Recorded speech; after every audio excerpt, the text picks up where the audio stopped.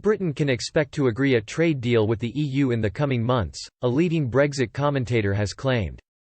Charles Grant, director of the Centre for European Reform, CER, has said he is optimistic a post-Brexit trade deal will be reached between the UK and EU, despite the current stalemate.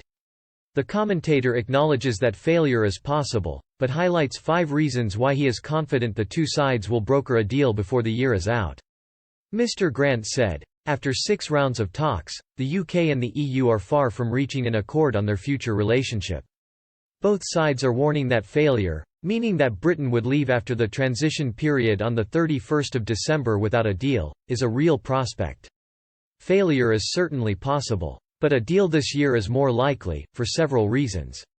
The director of CER, an independent think tank that is pro-European but champions reform within the bloc, then details 5 reasons why a deal is likely to be reached. Writing in The Guardian, Mr. Grant points out the UK and EU have actually made considerable progress in recent months, despite the disparaging comments made by the UK's chief negotiator David Frost and his EU counterpart Michel Barnier in recent weeks. For example, he said Brussels had softened on fisheries and state aid, while the UK has said it will stay in the European Convention of Human Rights. Secondly, the political commentator points out there is still time for both sides to reach a deal, despite Boris Johnson's deadline having already passed.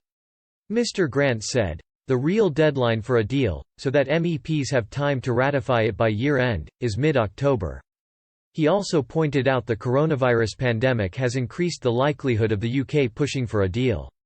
Mr. Grant said, "The British government's handling of the pandemic has led to questions about its competence. If the year ended with no deal, chaos at borders, disrupted supply chains and food shortages, there would be still more questions. That is why Boris Johnson may at the last minute prove as flexible as he did last October, when he accepted a border down the Irish Sea in the withdrawal agreement, having promised that he never would."